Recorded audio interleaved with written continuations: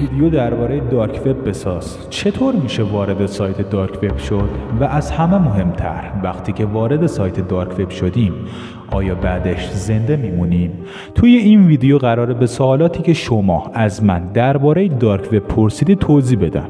خب پس اگه میترسی، چه میدونم ناراحتی قلبی داری، چه میدونم شب خوابت نمیبره، حتما این ویدیو رو تا آخر نگاه کن. بله پس چی انتظار داشتی بگم نگاه نکن؟ نه خیر، این چنل با چنل‌های دیگه خیلی فرق میکنه. پس این ویدیو رو لایک کن و چنل رو سابسکرایب کن تا عضو خانواده ما بشی. بدون معطلی بریم سراغ سوالات شما. سوال اول، اصلا دارک وب یعنی چی؟ ببینید میدونم که همتون میدونید دارک وب یعنی چی، اما خب من باید یک سری توضیحات بهتون بدم تا ذهنتون آماده بشه. دارک وب یعنی وب تاریک. دارک یعنی تاریک، وبم یعنی موتور جستجو.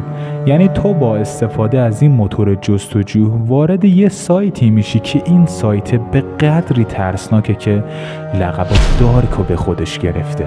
حالا چرا میخوایم وارد این سایت بشیم؟ چون مرض داریم. جدی میگم آقا، تو نونت کمه، آبت کمه، دونت کمه، چیه میخوای وارد این سایت بشی؟ جدی میگم بشین زندگی خودتو بکن بابا. الکی میخوای وارد این سایت بشی. فرق دارک وب با وب های معمولی چیه؟ چرا انقدر این دارک وب بین این همه وب ها شناخته تر شده؟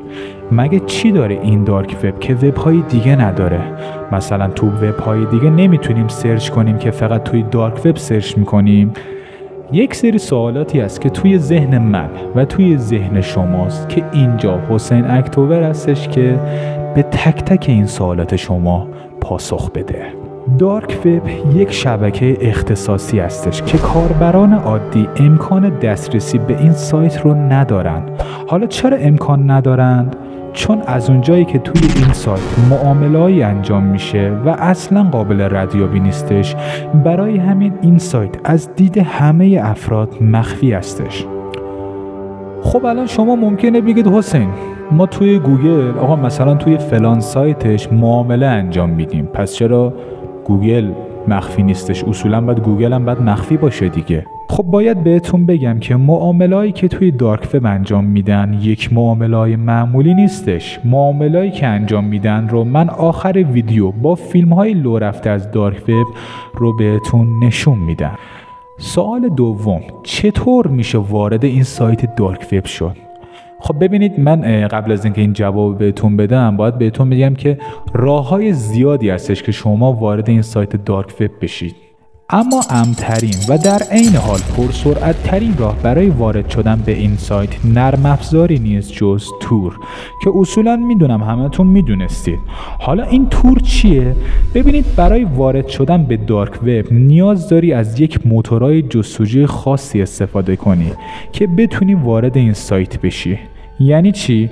الان شما گوشیتون رمز داره و وقتی که گوشیتون صفحش خاموشه و میخواید از گوشیتون استفاده کنید که اصولا به یک صفحه روبرو میشید که اون صفحه بیانگر این که آقا قبل از اینکه از من میخوای استفاده بکنی رمز منو بزن بعد از من استفاده کن. همین دقیقاً دارک وب هم همین طوری هستش. قبل از اینکه وارد این سایت بشی اول باید موتور جستجوی تور رو روشن کنی و بعد توی همون قسمت جستجوی تور این لینکی که توی چنل تلگرام گذاشتم و توی تور کپی کنید و بعد وارد سایت دارک وب میشید. حالا این تور برای چی خوبه؟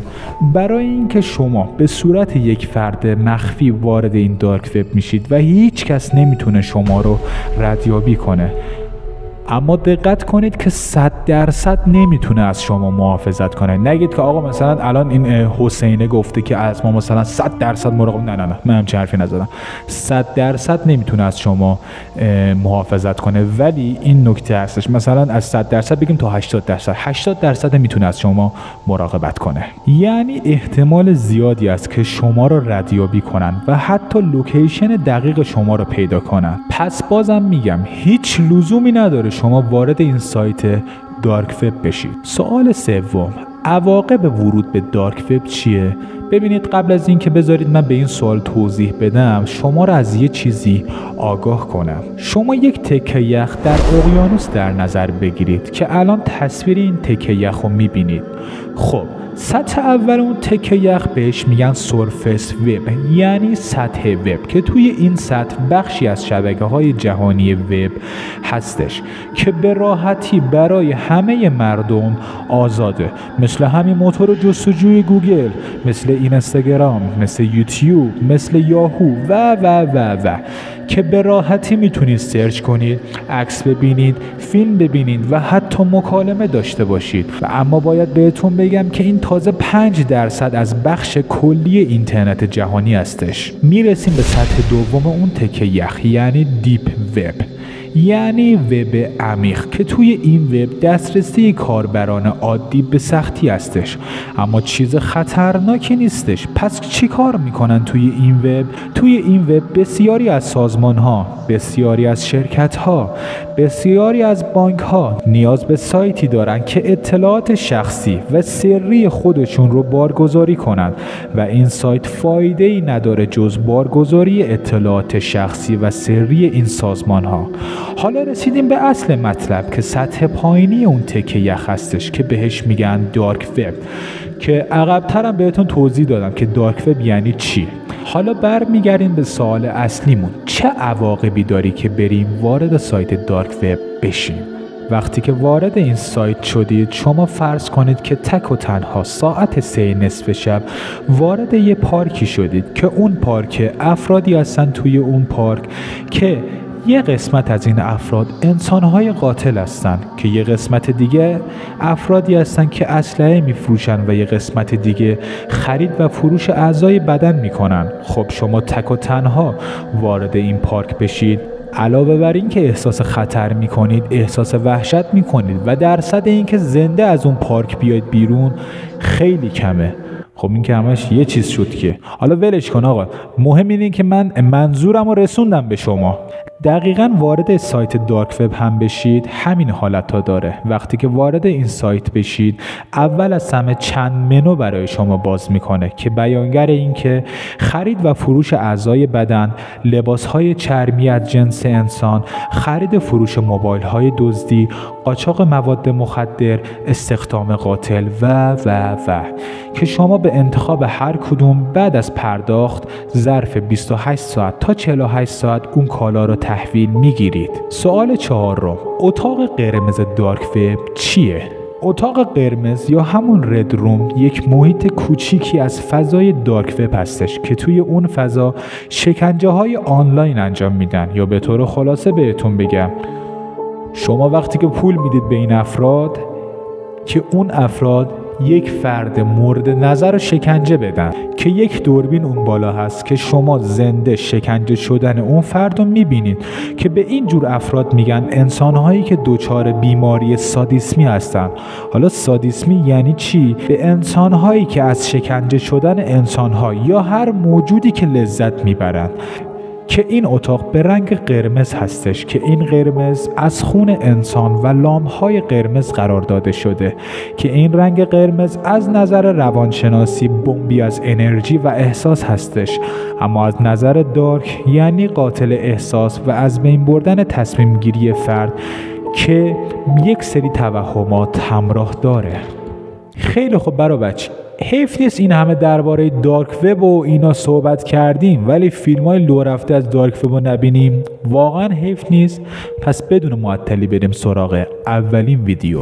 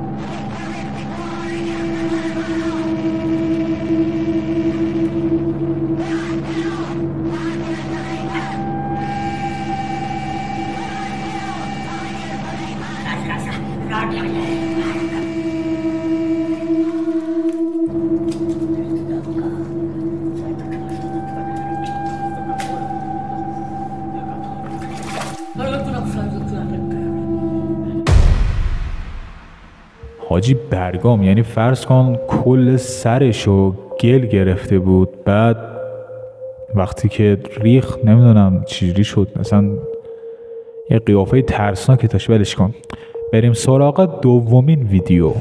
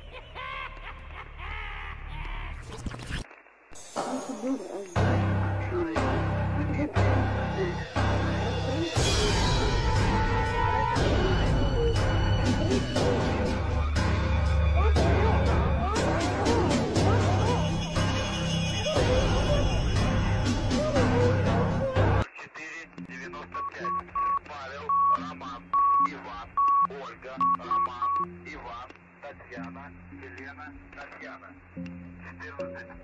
14:08, 28:71.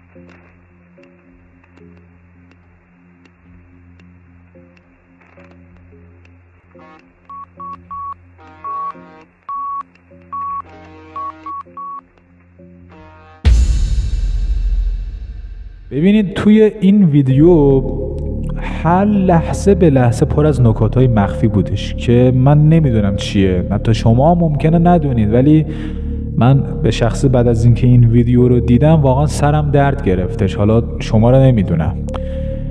بریم سراغ ویدیوی سوم.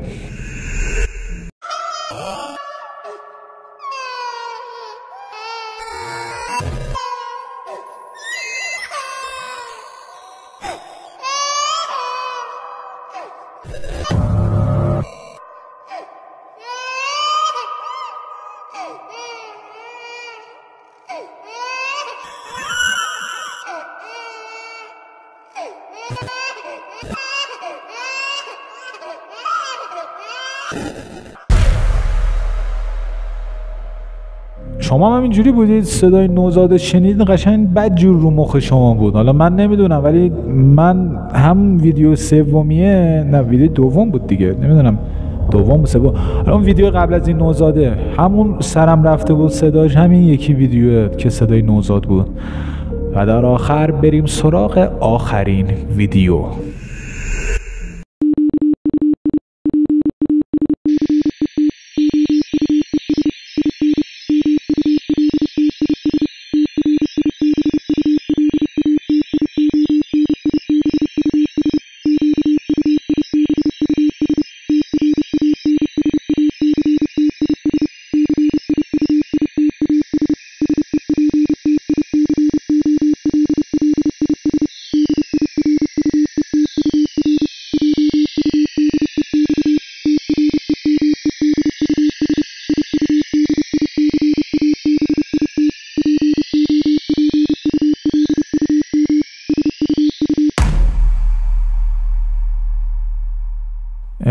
این ویدیو خب این ماسکای SCP-049 هستش که یه دستمالی گذاشت روی زمین، بعد یه SCP بلند شد.